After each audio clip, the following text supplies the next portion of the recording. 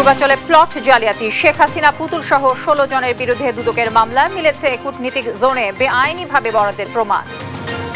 একটি গণতান্ত্রিক প্রক্রিয়া যত তাড়াতাড়ি ফিরে যাওয়া সম্ভব সেদিকে আমরা জোর দিয়েছি। গণতান্ত্রিক প্রক্রিয়া অব্যাহত রাখতে ভোটের বিকল্প নেই। এবছরই নির্বাচন চায় বিএনপি। ইইউ রাষ্ট্রদূতের সঙ্গে বিএনপি মহাসচিবের সাক্ষাৎ।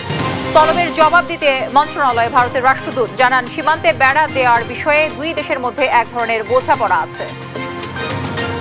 জাতীয় স্থানীয় নির্বাচন একসঙ্গে সম্ভব নয়, জানালেন নির্বাচন কমিশনার ব্রিগেডিয়ার সানাউল্লাহ। জাতীয় নির্বাচনই মূল লক্ষ্য। আন্দোলনের 7 জনকে হত্যার ঘটনায় পুলিশ কনস্টেবল সুজনকে কারাগারে পাঠানোর নির্দেশ। 23 ফেব্রুয়ারি দিতে হবে প্রতিবেদন। দুর্নীতির অভিযোগে ব্যাপক চাপে টিউলিপ সিদ্দিক। বরখাস্তের দাবি ব্রিটেনের বিরোধী দলের, ক্ষমা চাওয়ার আহ্বান ডক্টর ইউনূসের। এবং সাকিব তামিমকে ছাড়াই শান্তকে অধিনায়ক রেখে চ্যাম্পিয়ন্স ট্রফির দল ঘোষণা। লিটনের সঙ্গে বাদ পড়লেন শরীফুল ও হাসান মাহমুদ। দর্শক, সংবাদ সন্ধ্যায় শুনছিলেন এসটিএমটি বার সংবাদ শিরোনামগুলো। সঙ্গে রয়েছে আমি তানজিয়া জ্যোতি। এবার জানাবো বিস্তারিত। ক্ষমতার অপব্যবহার ও বিভিন্ন অনিয়মের মাধ্যমে রাজুকের ঊর্ধ্বতন কর্মকর্তাদের যোগসাজশে পূর্বাঞ্চলে প্লট বরাদ্দ নেয় সাবেক প্রধানমন্ত্রী শেখ হাসিনা ও তার মেয়ে সাইমা ওয়াজেদ পুতুল সহ গৃহায়ন ও গণপূর্ত মন্ত্রণালয়ের 14 কর্মকর্তার বিরুদ্ধে মামলা করেছে দুদক। রোববার দুর্নীতি দমন কমিশনের প্রধান কার্যালয়ে গণমাধ্যমকে এ তথ্য নিশ্চিত করেন সংস্থাটির মহাপরিচালক আখতার হোসেন। ফজলা আদিত্যের রিপোর্টে বিস্তারিত। একটা পলাতক আসামি, একটা কারাগার আসামি, সেই দল এই দেশে নির্বাচন হতে দিতে চায় না। শেখ হাসিনা, শেখ পরিবারের দুর্নীতির মূল হোতা এই সাবেক প্রধানমন্ত্রী। দুর্নীতি জালজালিয়াতি করে বিপুল পরিমাণ অর্থ পাচারের পাশাপাশি দেশের বিভিন্ন স্থানে করেছে অবৈধ সম্পদের পাহাড়। রাজুকের ঊর্ধ্বতন কর্মকর্তাদের যোগসাজশে পূর্বাঞ্চল নতুন শহর প্রকল্পের কূটনৈতিক জোনে 60 কাঠা প্লট বেআইনিভাবে বরাদ্দের প্রমাণ মিলেছে দুদকের অনুসন্ধানে। রোববার শেখ হাসিনা ও তার মেয়ে সাইমা ওয়াজেদ পুতুল সহ গৃহায়ন ও গণপূর্ত মন্ত্রণালয়ের 14 জন ঊর্ধ্বতন কর্মকর্তার বিরুদ্ধে মামলা করেছে দুদক। সরকারের সর্বোচ্চ পদাধিকারী ও পাবলিক সার্ভেন্ট হিসেবে বহাল থাকাকালে তাঁর উপর অর্পিত ক্ষমতার অপব্যবহার করে অপরাধজনক বিশ্বাসভঙ্গ পূর্বক পূর্বাঞ্চল আবাসন প্রকল্পের 27 নং সেক্টরের 203 নং রাস্তার প্লট নং 1017 অভিযোগ সংশ্লিষ্ট জনাব সাইমা ওয়াজেদের নামে রেজিস্ট্রেশন মূলে প্লট গ্রহণ করার অপরাধে দণ্ডবিধির সংশ্লিষ্ট ধারা এবং দুর্নীতি প্রতিরোধ আইন 1947-এর 5-2 ধারায় আজ একটি মামলা রুজু করা হয়েছে। সাবেক প্রধানমন্ত্রী ও তার পরিবারের যেসব ব্যক্তিরা দুর্নীতির মাধ্যমে অবৈধ সম্পদ অর্জন সহ ভোগ দখল করছে তা অনুসন্ধানের কার্যক্রম চলমান থাকবে বলেও জানান দুদকের মহাপরিচালক। মামলা রুজু হয়েছে। এখন নিয়ম অনুযায়ী আমাদের বিধিমালা অনুযায়ী তদন্তকারী কর্মকর্তা নিয়োগ করা হবে এবং তদন্তকারী কর্মকর্তা তদন্তকালে বাকি কাজগুলো আমাদের প্রচলিত বিধি অনুযায়ী সেগুলো সম্পন্ন করবেন। শুধু তাই নয়, শেখ হাসিনা সহ তার পরিবারের আরও 6 সদস্যের বিরুদ্ধে মামলার সুপারিশ করেছে দুর্নীতি দমন কমিশনের তদন্তকারী কর্মকর্তা। তাদেরকেও এই মামলায় অন্তর্ভুক্ত করা হবে। ফজলে আদিত্য, দেশ টিভি, ঢাকা। স্থিতিশীল আছে লন্ডন ক্লিনিকে চিকিৎসাধীন বিএনপি চেয়ারপারসন খালেদা জিয়ার শারীরিক অবস্থা। দীর্ঘদিন পর পরিবারের সদস্যদের একান্ত সান্নিধ্যে হাসি খুশি উৎফুল্ল সময় কাটছে বিএনপি চেয়ারপারসনের। হাসপাতালে চিকিৎসা শুরু হলেও আরও কিছু পরীক্ষা নিরীক্ষা করা হবে বলেও জানান তার ব্যক্তিগত চিকিৎসক। সাইফুল রিপনের প্রতিবেদন। রাজনৈতিক প্রতিহিংসায় দীর্ঘদিন চিকিৎসা না পেলেও সব জল্পনা কল্পনার অবসান ঘটিয়ে গেল 8 জানুয়ারি লন্ডনের প্রায় 100 বছরের ঐতিহ্যবাহী লন্ডন ক্লিনিকে চিকিৎসার জন্য ভর্তি হয়েছেন বিএনপি চেয়ারপারসন 3 বারের সাবেক প্রধানমন্ত্রী খালেদা জিয়া। ভর্তির পরপরই বেশ কিছু শারীরিক পরীক্ষা শেষে এরই মধ্যে শুরু হয়েছে খালেদা জিয়ার চিকিৎসা। 2 দিনের সরকারি ছুটি শেষে সোমবার আরও কিছু শারীরিক পরীক্ষা করা হবে তার। হাসপাতালে চিকিৎসাধীন খালেদা জিয়ার শারীরিক অবস্থা নিয়ে এরই মধ্যে গণমাধ্যমে কথা বলেছেন বিএনপি চেয়ারপারসনের চিকিৎসক ও দলের স্থায়ী কমিটির সদস্য doctor AZM Zahid Hossain. June 8 তারিখের তুলনায় আজকে যদি আমরা চিন্তা করি তাহলে স্বাভাবিকভাবেই ওনার শারীরিক অবস্থা কিছুটা স্থিতিশীল আছে এবং এভাবে যদি চলতে থাকে তাহলে হয়তো আগামী কয়েকদিনের মধ্যেই হয়তো দেখা যাবে যে শারীরিক অবস্থা সম্পর্কে আরও সুনির্দিষ্টভাবে কিছু কথা বলার সময় আসবে। খালেদা জিয়ার সার্বক্ষণিক দেখাশোনায় হাসপাতালে যাওয়া আসা করছেন বড় ছেলে বিএনপির ভারপ্রাপ্ত চেয়ারম্যান তারেক রহমান, পুত্রবধূ ডাক্তার জুবাইদা রহমান, ছোট ছেলে প্রয়াত আরাফাত রহমান কোকোর স্ত্রী সৈয়দা শর্মিলা রহমান ও 3 নাতনি জাইমা রহমান, জাফিয়া রহমান ও জাহিয়া রহমান। পরিবারের সদস্যদের সাথে একান্ত সময় কাটাতে পেরে আগের যে কোনো সময়ের চেয়ে অনেক হাসি খুশি ও প্রফুল্ল সময় কাটাচ্ছেন বিএনপি চেয়ারপারসন।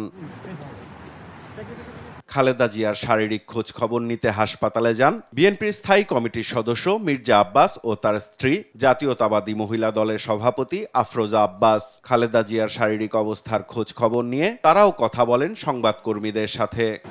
পুরো পরিবারটি একসঙ্গে আছে। আমাদের নেত্রী দেশনেত্রী বেগম খালেদা জিয়ার মানসিক অবস্থা আল্লাহর রহমতে বরাবর ভালো ছিল, এখনো ভালো আছে। উনি মানসিকভাবে অনেক শক্তিশালী আছেন, এখন শক্ত আছেন।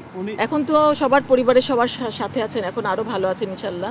আমরা আশা করছি উনি অচিরেই অনেক সুস্থ হয়ে যাবেন। হাড় হিম করা ঠান্ডা উপেক্ষা করে বিএনপি চেয়ারপারসন খালেদা জিয়ার শারীরিক অবস্থার সার্বক্ষণিক দেখভালের পাশাপাশি মাকে বাসায় রান্না করা খাবার খাওয়াচ্ছেন বিএনপির ভারপ্রাপ্ত চেয়ারম্যান তারেক রহমান। সাইফুল রিপন, দেশ টিভি, ঢাকা। গণতান্ত্রিক প্রক্রিয়া অব্যাহত রাখতে ভোটের বিকল্প নেই দাবি করে এ বছরের মধ্যে জাতীয় নির্বাচন চায় বিএনপি। ঢাকায় নিযুক্ত ইউরোপীয় ইউনিয়নের রাষ্ট্রদূত মাইকেল মিলারের সঙ্গে বিএনপি মহাসচিবের সাক্ষাৎ শেষে একথা জানান দলের স্থায়ী কমিটির সদস্য আমির খসরু মাহমুদ চৌধুরী। অগণতান্ত্রিক সরকারের রাজনৈতিক ওয়েট থাকে না, মোবিলাইজেশন প্রসেস থাকে না, জনগণের সাথে সংশ্লিষ্টতা থাকে না এবং জনগণের ফিডব্যাক পাওয়া যায় না। সুতরাং একটি গণতান্ত্রিক প্রক্রিয়ায় যত তাড়াতাড়ি ফিরে যাওয়া সম্ভব সেদিকে আমরা জোর দিয়েছি। আর সংস্কারের ব্যাপারে যেটা কথা হয়েছে সেটা হচ্ছে যেই বিষয়ে, যে কয়টি বিষয়ে আমরা ঐক্যমতে যেতে পারবো সেগুলো ইমিডিয়েটলি করা যেতে পারে, সেগুলোর জন্য সময় নেওয়ার কোনো কারণ নাই। আর যেগুলোতে ঐক্যমত হবে না সেগুলো আগামী দিনে নির্বাচনে প্রত্যেকটি দল জনগণের কাছে নিয়ে যাবে, তাদের যে ম্যান্ডেট, তাদের যে প্রোগ্রাম নিয়ে যাবে। জনগণ ম্যান্ডেট নিয়ে, আগে জনগণের ম্যান্ডেট নিয়ে আগামী সংসদে সেগুলো পেশ করা হবে। সীমান্তে বেড়া নির্মাণের বিষয়ে দুদেশের মধ্যে বোঝাপড়া রয়েছে বলে জানিয়েছেন বাংলাদেশে নিযুক্ত ভারতীয় হাই কমিশনার প্রণয় ভার্মা। দুপুরে পররাষ্ট্র মন্ত্রণালয়ের সচিবের সঙ্গে সাক্ষাৎ শেষে সাংবাদিকদের তিনি বলেন, সীমান্তে অপরাধ দমনে দুদেশের সীমান্তরক্ষী বাহিনী সহযোগিতার মাধ্যমে কাজ করবে। এর আগে সীমান্ত উত্তেজনার বিষয়ে জানতে ভারতীয় হাই কমিশনারকে তলব করা হয়। সাবরিনা মজুমদারের রিপোর্ট, জানাচ্ছেন নাফিয়া ফারজানা। সম্প্রতি ভারত বাংলাদেশ সীমান্তে চলমান উত্তপ্ত পরিস্থিতি নিরসনে বিজিবি বিএসএফ এর 4 দফা পতাকা বৈঠক হয়। এরপরই সীমান্তে কাঁটাতারের বেড়া নির্মাণ স্থগিত করে ভারত। এর প্রতিবাদে দেশটির হাই কমিশনার প্রণয় ভার্মাকে তলব করে পররাষ্ট্র মন্ত্রণালয়। রোববার দুপুরে তলবের জবাব দিতে তিনি মন্ত্রণালয়ে হাজির হন। পররাষ্ট্র সচিব জসিমউদ্দিনের সাথে বৈঠক চলে আধা ঘণ্টা ধরে। বৈঠকে চোরাচালানো অবৈধ অনুপ্রবেশের চ্যালেঞ্জ মোকাবিলার বিষয়সহ অপরাধ মুক্ত সীমান্ত গড়ার বিষয়ে আলোচনা হয়েছে বলে জানান ভারতীয় high commissioner. We expect that understandings will be implemented and that there will be a cooperative approach to combating crime. বলেন, দুই দেশের সীমান্ত নিরাপত্তা বাহিনী বিজিবি ও বিএসএফ এর মধ্যেও কথাবার্তা হয়। With regard to fencing the border for security, our two border guarding forces, BSF and BGB, have been in communication in this regard. বোঝাপড়ার ভিত্তিতে অপরাধ দমনে দুই দেশের সমন্বিত উদ্যোগ নেবার আশা ব্যক্ত করেন তিনি। নাফিয়া ফারজানা, দেশ টিভি, ঢাকা। জাতীয় সংসদ নির্বাচনের আগে স্থানীয় সরকার নির্বাচন চায় না নাসিরউদ্দিন কমিশন। পাশাপাশি সংসদ নির্বাচনের সঙ্গে স্থানীয় সরকার নির্বাচনও করার পক্ষে নয় কমিশন। রোববার দুপুরে রাজধানীর আগারগাঁওয়ে নির্বাচন ভবনে কমিশন সভা শেষে এ তথ্য জানান নির্বাচন কমিশনার ব্রিগেডিয়ার অবসরপ্রাপ্ত আবুল ফজল মোহাম্মদ সানাউল্লাহ। শিউলি রায়ের রিপোর্ট। 14তম নির্বাচন কমিশনের দ্বিতীয় সভায় আগামী জাতীয় সংসদ ও স্থানীয় সরকার নির্বাচন নিয়ে আলোচনা হয়। সভাপতিত্ব করেন প্রধান নির্বাচন কমিশনার এএমএম নাসিরউদ্দিন। প্রায় 3 ঘণ্টা সভা শেষে নির্বাচন কমিশনার আবু ফজল মোহাম্মদ সানাউল্লাহ সাংবাদিকদের সঙ্গে মতবিনিময় করেন।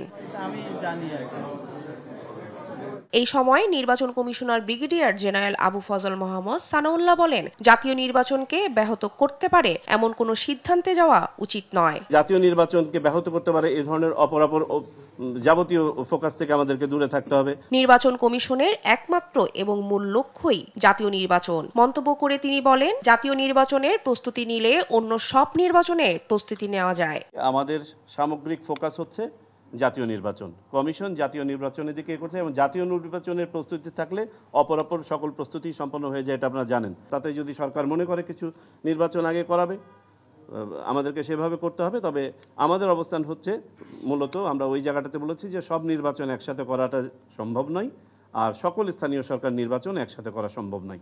সাংবাদিকদের প্রশ্নের জবাবে এনআইডি প্রসঙ্গে কমিশনার বলেন, এনআইডি স্বরাষ্ট্র মন্ত্রণালয় নিতে 2023 সালে করা সংশোধিত আইনটি বাতিলে সরকারকে চিঠি দিবে ইসি।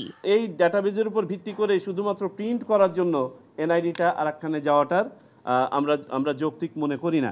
এনআইডি স্থানান্তরের সিদ্ধান্ত সংবিধানের সঙ্গে সাংঘর্ষিক বলেও মন্তব্য করেন নির্বাচন কমিশনার। শিউলি রায়, দেশ টিভি, ঢাকা। 5 অগস্ট রাজধানীর চাংখারপুলে বোরহান উদ্দিন কলেজের পাশে ছাত্র জনতার উপর শুয়ে দাঁড়িয়ে গুলি করা কনস্টেবল সুজন হোসেনকে গ্রেফতার দেখিয়ে কারাগারে পাঠানোর নির্দেশ দেন আন্তর্জাতিক অপরাধ ট্রাইব্যুনাল। সেই সঙ্গে 23 ফেব্রুয়ারি তদন্তের অগ্রগতি প্রতিবেদন দাখিলের নির্দেশ দেন ট্রাইব্যুনাল। সাবরিনা মজুমদারের রিপোর্ট, জানাচ্ছেন মোহাম্মদ আলাউদ্দিন। গণ অভ্যুত্থানে রাজধানীর সবচেয়ে আলোচিত এলাকাগুলোর মধ্যে ছিল এ চানখারপুল। গেল 5 আগস্ট এই এলাকার বোরহান উদ্দিন কলেজের পাশে কখনো শুয়ে কখনো দাঁড়িয়ে ছাত্র জনতার উপর গুলি চালায় এপিবিএনের সাবেক কনস্টেবল সুজন হোসেন। রোববার তাকে হাজির করা হয় আন্তর্জাতিক অপরাধ ট্রাইব্যুনালের বিচারকের সামনে। সুজনকে গণ অভ্যুত্থানের মানবতা বিরোধী অপরাধের মামলায় গ্রেফতার দেখানোর আবেদন করে প্রসিকিউশন। এ সময় সোশ্যাল মিডিয়ায় ভাইরাল হওয়া তার গুলি করার দৃশ্য আদালতের সামনে উপস্থাপন করা হয়। শুনানি শেষে এপিবিএনের সাবেক এই সদস্যকে কারাগারে পাঠান ট্রাইব্যুনাল। শান্তিপূর্ণ ছাত্র জনতা যারা আন্দোলনের বৈষম্য বিরোধী ছাত্র আন্দোলনের সমর্থনের মিছিল মিটিং করছিলেন, তাদের বিরুদ্ধে উৎফুল্ল অবস্থায় গুলি করছিলেন। ঠান্ডা মাথায় গুলি করার পর তিনি আবার খুব আরাম আয়েশ করে মাথায় হাত দিয়ে খুব একটা ভাবভঙ্গি নিয়ে গুলি করেছেন। কনস্টেবল সুজনের গুলিতে নিহত হয় 7 জন। সুজনের সাথে যেসব আইন শৃঙ্খলা বাহিনীর সদস্যদের সম্পৃক্ততা আছে তাদের পরিচয় শনাক্তের কাজ চলছে। তার যে গেস্টার পোস্টার ছিল তাতে দেখা যাচ্ছে মনে হচ্ছে তিনি এটাকে পার্সোনালি নিয়েছেন। গ্রেপ্তার করার জন্য মাননীয় ট্রাইব্যুনালে পিটিশন দেওয়া হয়েছিল। মাননীয় ট্রাইব্যুনাল প্রাথমিক পর্যায়ে তার প্রোডাকশন ওয়ারেন্ট দিয়ে আজকে নিয়ে এসছেন এবং আজকে ডিটেনশনের আদেশ দিয়েছেন। আমরা বাকিদেরকে আইডেন্টিফাই করার চেষ্টা করছি এবং ভিডিওটা আমাদের কাছে সংরক্ষিত আছে। সারা দেশে যারা মানবতা বিরোধী অপরাধের সাথে জড়িত সবাইকে আইনের আওতায় আনা হবে বলে জানিয়েছেন প্রসিকিউটররা। মোহাম্মদ আলাউদ্দিন, দেশ টিভি, ঢাকা। আগামী জাতীয় নির্বাচন দেশের ইতিহাসের সর্বকালের সেরা নির্বাচন অনুষ্ঠানের পরিকল্পনা করা হচ্ছে বলে জানিয়েছেন অন্তর্বর্তী সরকারের প্রধান উপদেষ্টা ডক্টর মোহাম্মদ ইউনূস।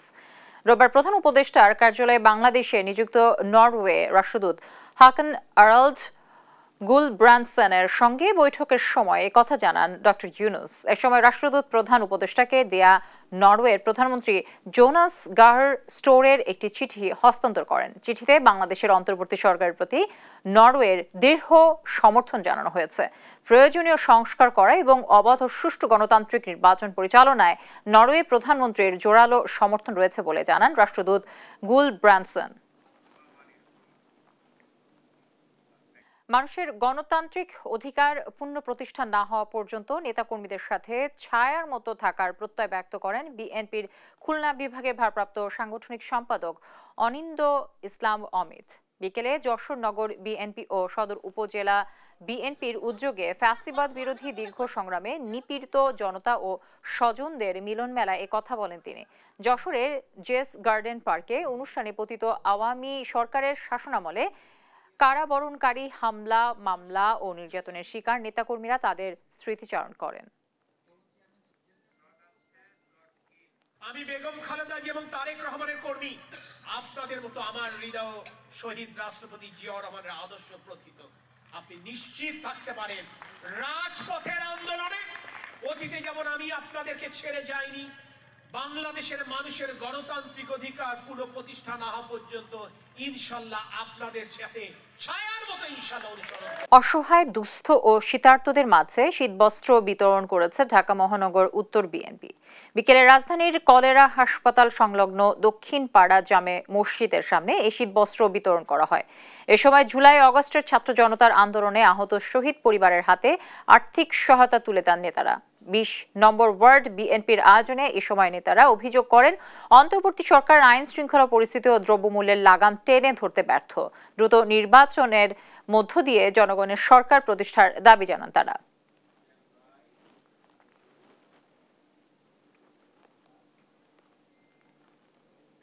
দেশের মোট শ্রমিকের ৮৫% শ্রমিক অপ্রাতিষ্ঠানিক খাতে কাজ করে। সংখ্যা যা ৬ কোটি।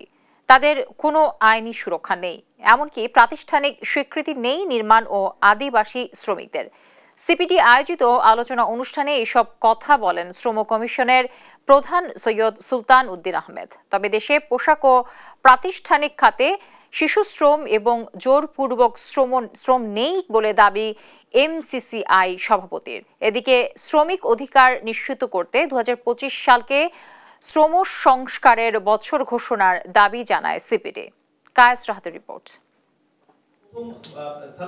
শ্রম খাতে সংস্কারের প্রস্তাবনা দিতে আলোচনা অনুষ্ঠানের আয়োজন করে centre for policy dialogue CPD, যেখানে বিভিন্ন ক্ষেত্রে স্বল্প মেয়াদে ৮৯টি, মধ্যম মেয়াদে ৫৬টি এবং দীর্ঘ মেয়াদে মোট 10টি প্রস্তাব রাখে সিপিডি।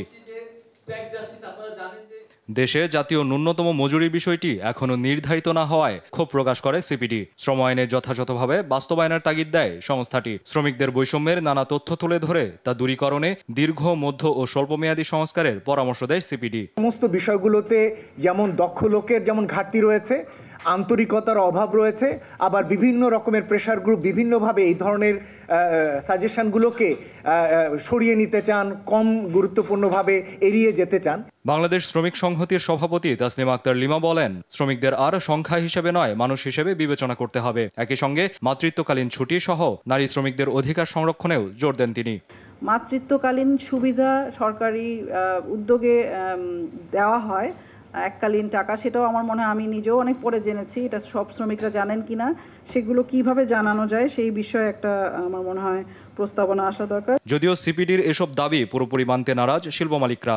এমসিসিআই প্রেসিডেন্ট কামরান টি রহমান বলেন, প্রাতিষ্ঠানিক খাতে শিশু শ্রম নেই বললেই চলে।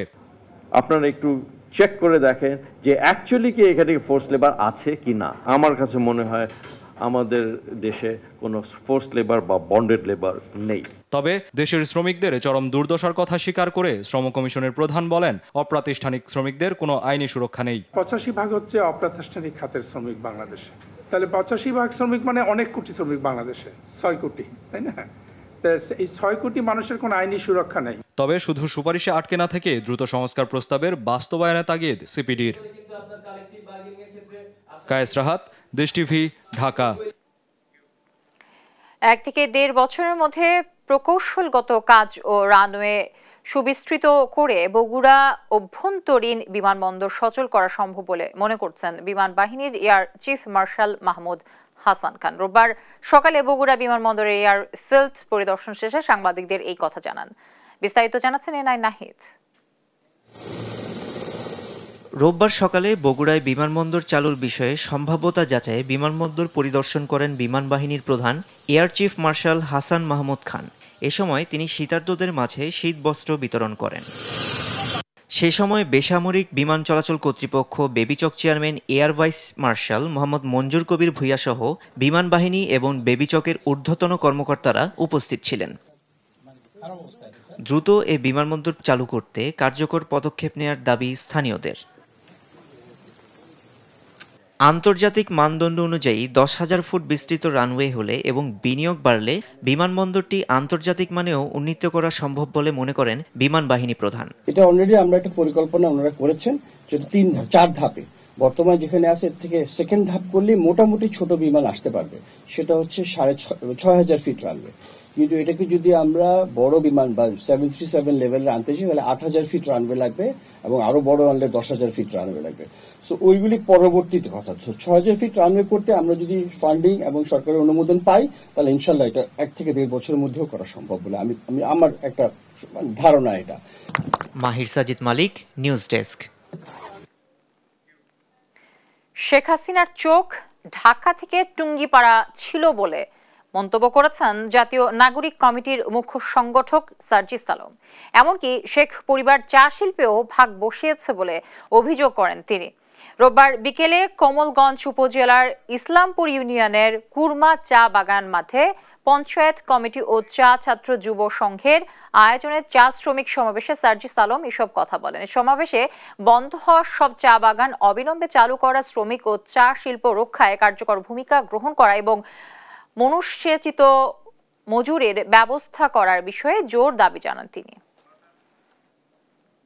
খুনি হাসিনা এবং আওয়ামী লীগ এতদিন শুধুমাত্র অল্প কিছু মানুষকে লাভবান করেছে।